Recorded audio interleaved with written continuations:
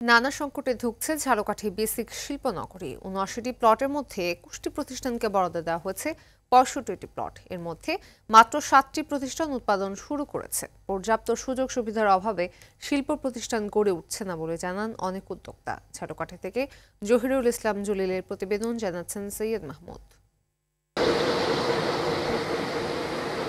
ঝালকাঠির বরিশাল খুলনা আঞ্চলিক মহাসড়কের পাশে ১১ একরের বেশি জায়গা নিয়ে ২০১৯ সালে উদ্বোধন করা হয় বাংলাদেশ ক্ষুদ্র ও কুটির শিল্প কর্পোরেশনের বিসিক শিল্পনগরী। তবে ৫ বছর কেটে গেলেও আশানুরূপ মুনাফা না আসার আক্ষেপ অনেক উদ্যোক্তার। ২০১৯ সালের নভেম্বরে ৭৩টি প্লট বরাদ্দ দেওয়া হয়। এর মধ্যে বরাদ্দ পাওয়া ৮টি প্রতিষ্ঠান প্লট নিতে অপারগতা প্রকাশ করায় তা বাতিল করে বিসিক কর্তৃপক্ষ। আবার শর্ত অনুযায়ী বরাদ্দ পাবার ৩১ মাসের মধ্যেই উৎপাদনে যেতে হয়। তবে বর্তমানে উৎপাদনে রয়েছে মাত্র ৬০টি প্রতিষ্ঠান। উদ্যোক্তারা জানায়, পদ্মা সেতু চালুর পর বিসিক শিল্পনগরী ঘিরে তাদের প্রত্যাশা বাড়ে। তবে সুদমুক্ত ঋণ না পাওয়া ও পর্যাপ্ত সুযোগ সুবিধার অভাবে তা পূরণ হয়নি। আমাদের প্রতিষ্ঠানের নাম সারেং ফার্নিচার। কারখানার কার্যক্রম সবকিছু অব্যাহত থাকলেও দেখা যাচ্ছে যে বিসিকের যে ধরনের সুযোগ সুবিধাগুলো পাওয়ার কথা ছিল, সম্পূর্ণ সুযোগ সুবিধা এখন পর্যন্ত আমরা পাচ্ছি না। সরকারিভাবে যে সাহায্যের দরকার সেটা আসলে এভাবে নাই। বাংলাদেশে কোনো সুদমুক্ত কোনো ব্যাংকও নাই যেখান থেকে ভালো ব্যবসায়ীরা টাকা নিয়ে কাজ করতে পারবে। আর যেহেতু ট্রেনিংয়ের দরকার আছে, ট্রেনিং ছাড়া একজন সফল উদ্যোক্তা তৈরি হয় না।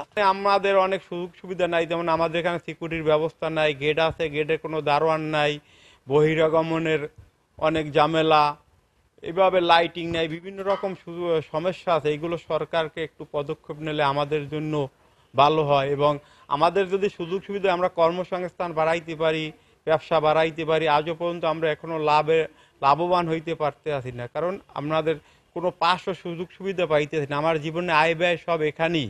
আজ যদি আমরা বসে যাই তাহলে আমাদের সবই বরবাদ হয়ে যাবে। সব কারখানা পুরোদমে চালু হলে অবস্থার উন্নতি হবে বলে মনে করছেন এই কর্মকর্তা। আশা করছি যে বাকি যে শিল্প উদ্যোক্তারা যারা প্লট নিয়েছেন তারাও শীঘ্রই তাদের কারখানা স্থাপন করবেন। এছাড়াও তাদের সঙ্গে কাউন্সেলিং করা হচ্ছে, তাদের সঙ্গে যোগাযোগ করা হচ্ছে। আমরা আশা করছি এখানে যখন পুরোদমে শিল্পনগরীটি চালু হবে, প্লটগুলোতে শিল্প কারখানা স্থাপন হবে, এখানকার যে স্থানীয় মানুষ আছে তাদের কর্মসংস্থান সৃষ্টি হবে এবং এটা একটা ভাইব্রান্ট এলাকা হিসেবে আমাদের পরিচিতি লাভ করবে। বেসিক শিল্পনগরীর যাবতীয় সমস্যা দূরীকরণে দ্রুত কার্যকর পদক্ষেপ চায় উদ্যোক্তারা। সৈয়দ মাহমুদ, RTV।